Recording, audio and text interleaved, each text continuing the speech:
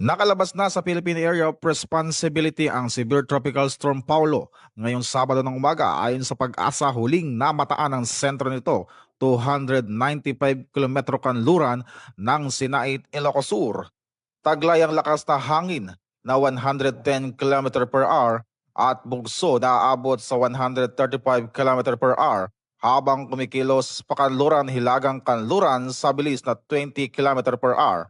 Nakataas pa rin ang Tropical Cyclone Wind Signal number 1 sa ilang bahagi ng Ilocos Region, Cordillera, Pangasinan at Hilagang Zambales kung saan maaring maranasan ang may hinang katamtamang pinsalang dulot ng malakas na hangin. Nagbabala rin ang Pag-asa ng storm surge na aabot sa 1 metro hanggang 2 metro sa mga baybaying dagat ng Ilocos Norte, Ilocos Sur, La Union, Pangasinan at Zambales.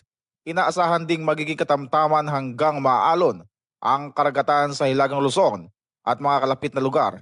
Kaya pinapayuhan ng maliit na sasakyang pangdagat na huwag mo nang pumalaot.